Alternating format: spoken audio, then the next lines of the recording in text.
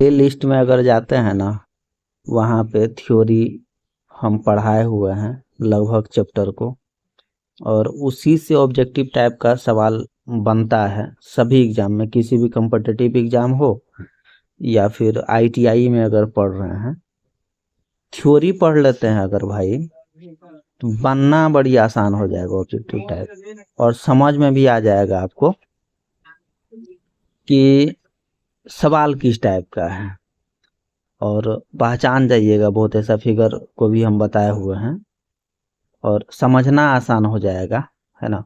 जैसे कभी कभी कोई भी सवाल अगर देख लेते हैं, ये सवाल है आखिर ये फिगर किस चीज का है और इसका उपयोग कहाँ होता है, क्यों किया जाता है। कॉलेज में तो पढ़ाई होता ही है, अब बहुत लोग नहीं कर पाते हैं, क्लास नहीं कर पाते हैं रेगुलर ढंग से, प्रैक्टिकल नहीं कर पाते हैं रेगुलर ढंग से। बहुत ऐसा होता है, बच्चे करते हैं बहुत सारे ऐसे प्राइवेट ITI में भी, केवल डिग्री लेना है उसको, इसीलिए कोई दिक्कत है नहीं भाई। देख लीजिएगा एक बार तो अच्छा रहेगा। अब कितना बोलें, रोज रोज एक के बात तो नहीं है ना बोलेंगे। आज का जो सवाल है ना, इसको आप मान लीजिएगा 301 नंबर, है ना।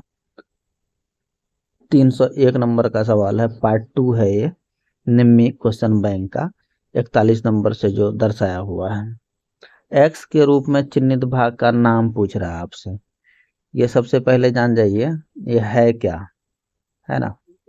ये फिगर दिया हुआ है, इसी के बारे में आपसे पूछ रहा है। इसका नाम है अरवर, है ना। ये जो आपका देख रहे हैं जिस चीज का फिगर, इसको कहते हैं अरवर। अब इसका प्रयोग यूज कहाँ पर किया जाता है। आप लोग ड्रिल मशीन देखे होंगे, है ना, और ड्रिल मशीन में ड्रिल चक भी देखे होंगे आप लोग, जहाँ पे अपना लोग ड्रिल बीट को सेट करते हैं, है ना। चक में ही ड्रिल बीट को सेट करते हैं ना, जहाँ पे ड्रिलिंग ऑपरेशन करते हैं। तो ये जो है आपका चक जो है, ये चक सेट होता है अरवर में, है ना, ये वाले स्थान पे, है ना। ये चक जो होता है ड्रिल बीट का चक, यहीं पे सेट होता है।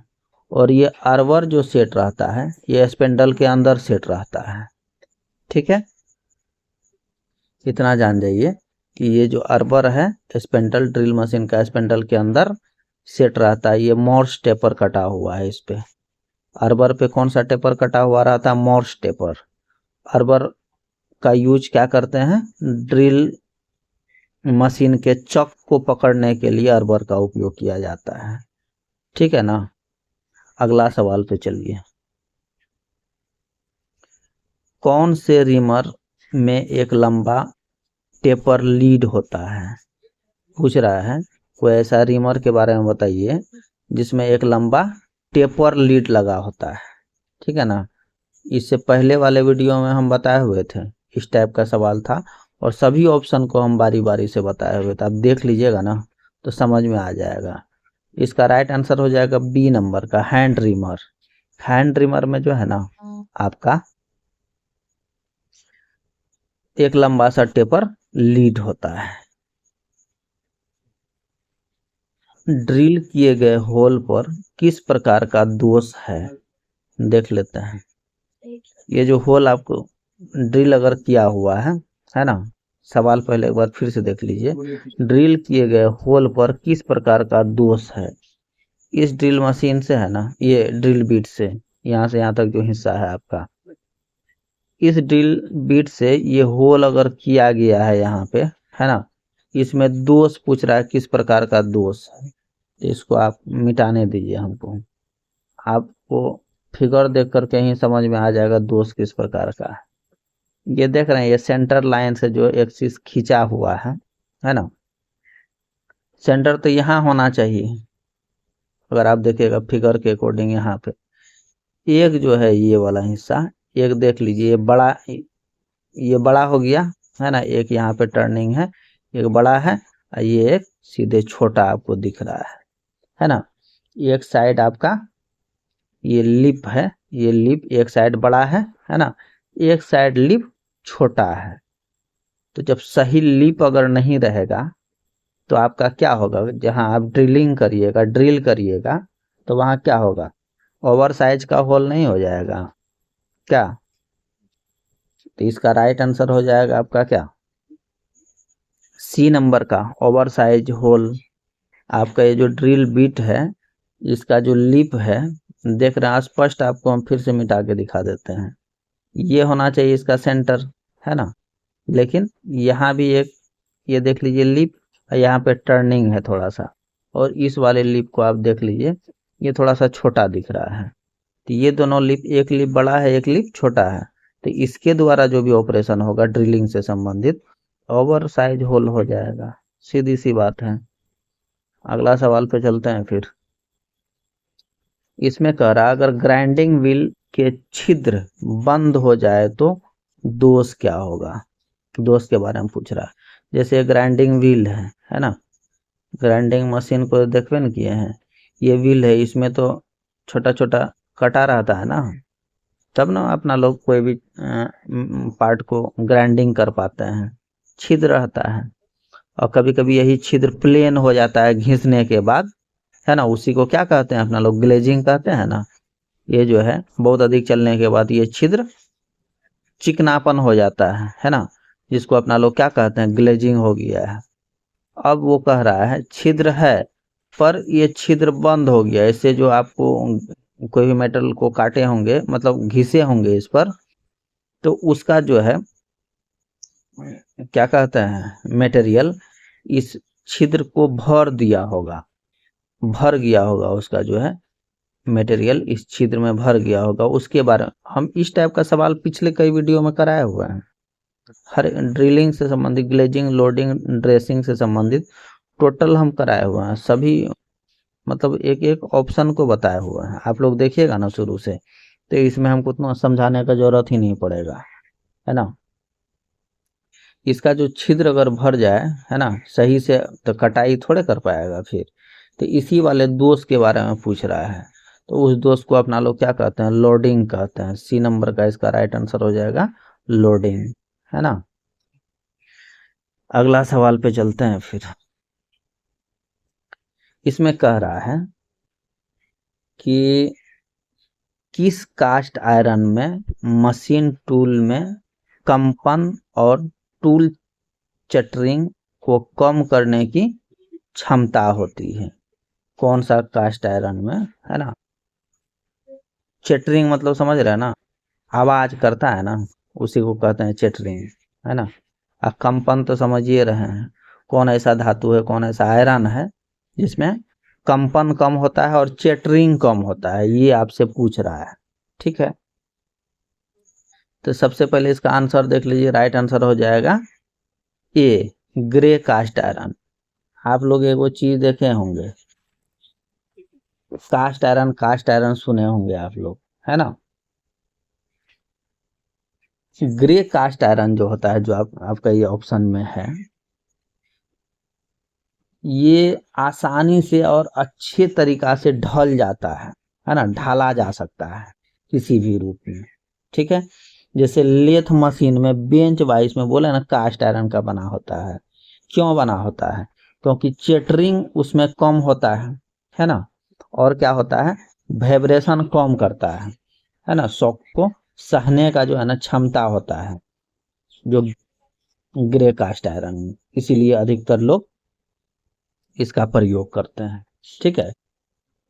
सुने भी तो हैं, किस चीज, किस मटेरियल का बना होता है भैया, बेंच वाइज, तो कहते हैं ना कास्ट आयरन। अब है क्या, व्हाइट कास्ट आयरन, है ना, ये वाला चीज जो देख रहे हैं white cast iron. White cast iron में जो है, एक बात हमेशा याद रखिएगा, वेल्डिंग नहीं होता है, करता भी लोग नहीं है, क्योंकि ये बहुत अधिक जो है ना हार्ड होता है। इसका मशीनिंग भी जल्दी नहीं होता है, मशीनिंग भी अगर कोई करना चाहेगा वो जल्दी होता नहीं है। कौन सा, व्हाइट कास्ट आयरन पे वेल्डिंग नहीं होगा भैया, और मशीनिंग भी जल्दी नहीं होता है, ठीक है ना। अब अगला क्या है, ग्रंथली कास्ट आयरन, है ना। ग्रंथली कास्ट आयरन क्या होता है, इसके बारे में भी आप जान जाइए। इसको है ना नोडुलर कास्ट आयरन और और एक चीज क्या बोलते हैं, शायद इसका हम दिमाग से निकल रहा है, डक्टाइल कास्ट आयरन भी बोलते हैं, है ना। नोडलर और डक्टाइल कास्ट आयरन भी इसको कहता है लोग। और नोडलर कास्ट आयरन का उपयोग जो है आप लोग को पता होगा, इससे पहले हम बताए हुए थे, कृषि यंत्र बनाने में, किसान वगैरह का जो है यंत्र बनाने में नोडलर कास्ट आयरन का उपयोग अधिक किया जाता है। ठीक है। अब और एक चीज, ये व्हाइट कास्ट आयरन जो है, व्हाइट कास्ट आयरन को भाई 30 घंटे, अगर 30 घंटे के हीट ट्रीटमेंट करते हैं उस पर, यही जो है ना मेलेबल कास्ट आयरन बन जाता है। व्हाइट कास्ट आयरन को ही अगर 30 घंटा तक हीट ट्रीटमेंट करिएगा, वो क्या बन जाएगा फिर, मेलेबल कास्ट आयरन बन जाता है। इतना याद रखिएगा। तो अगला सवाल पे चलिए फिर। थ्योरी पढ़ लेते ना भाई लोग, मजा आता है यार समझने में, पढ़िएगा ना, कोई दिक्कत थोड़े है। अब आगे का ये सवाल है, रॉट लोहा का उत्पादन करने के लिए किस भट्ठी का उपयोग किया जाता है। सभी प्रकार का भट्ठी के बारे में आप लोगों को हम पिछले वीडियो में बताए हुए हैं, आप देखिएगा भाई लोग, जरूर देखिएगा भाई, है ना। ऐसा नहीं कि अब हम रोज बोल रहे हैं, आपके लिए बोल रहे हैं, तैयारी हो जाएगा आसानी से, है ना। तो आज इसमें आपसे पूछ रहा है रॉट लोहा, रॉट आयरन को क्या कहते हैं, पिटवा लोहा कहते हैं ना, रॉट आयरन को अपना लोग पिटवा लोहा भी कहते हैं। ठीक है। इसके लिए कौन सा भट्ठी का उपयोग किया जाता है। पुडलिंग भट्ठी सुने हैं, हम बताए हैं, अरे सुनिएगा, हम बताए हुए हैं। पुडलिंग भट्ठी में जो है ना आपका रॉड आयरन तैयार होता है। ठीक है। तो ब्लास्ट फर्नेस यहाँ पे लिखल है ना, ब्लास्ट फर्नेस, इससे पिग आयरन प्राप्त होता है। सुनिए लीजिए, पोपेला भट्ठी से जो है ना कास्ट आयरन होता है, यो बात जान जाइए। ये जो है इलेक्ट्रॉनिक आर्क भट्ठी में आपका स्टील वगैरह के लिए ये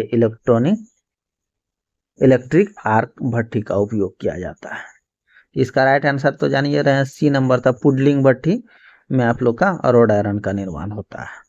अरे कुछ है, ये नहीं है, हमको नहीं लग रहा है, एक बार आप लोग देख लीजिएगा ना।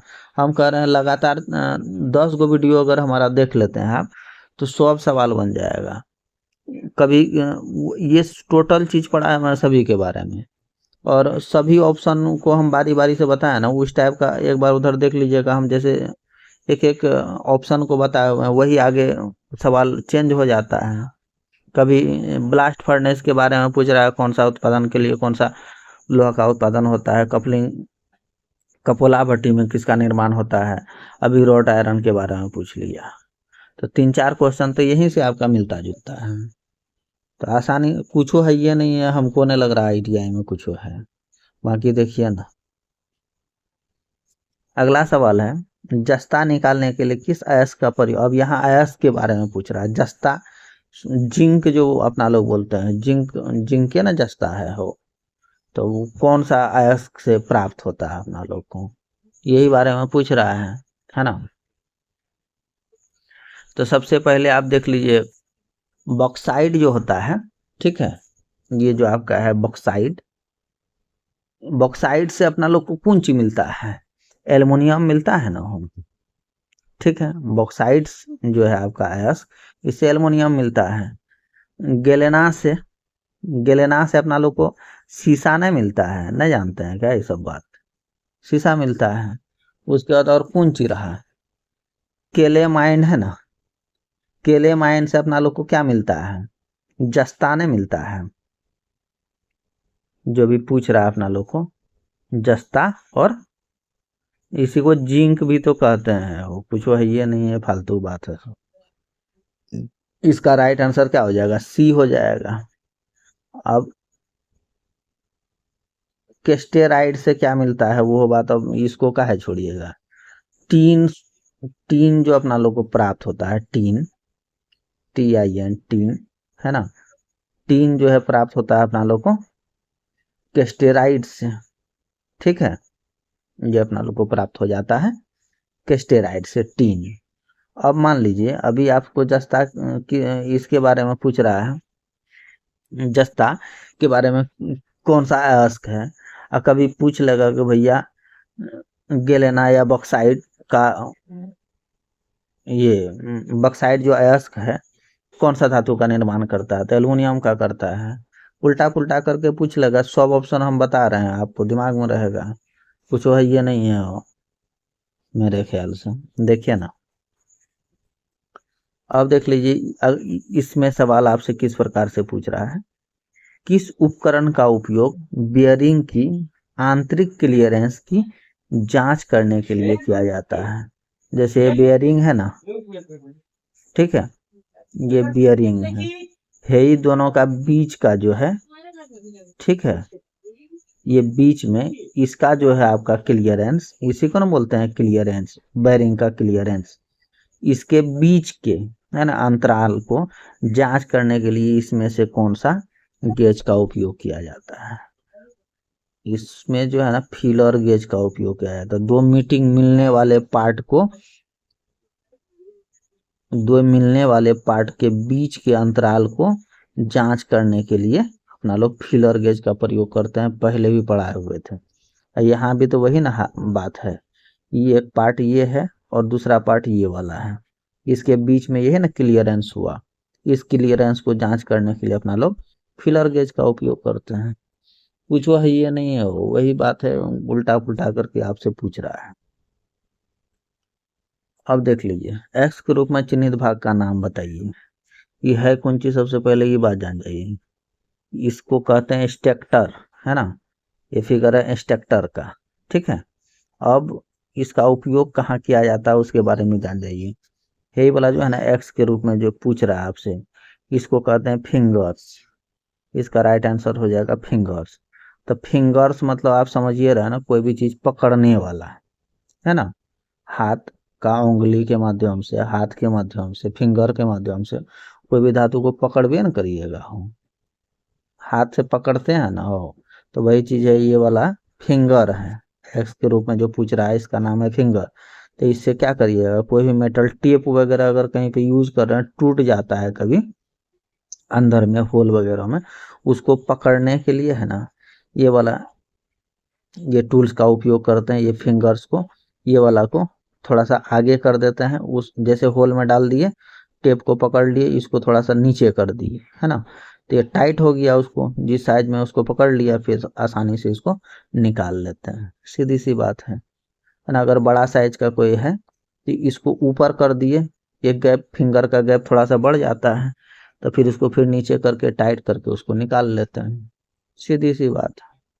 फिंगर का उपयोग कोई भी टूटा हुआ पार्ट है ना, उसको पकड़ने के लिए अपना लोग यूज करते हैं, ठीक है ना। तो इसका राइट आंसर सी था। कुछ था इसमें, आप बताइए तो आप ही लोग, कोई दम है? हमको लग रहा है कि आप लोग को लगता होगा कि ये सब चीज तो पहले भी सर पढ़ाए हुए हैं पिछले कई पार्ट में। सच आपको समझ में आ रहा है।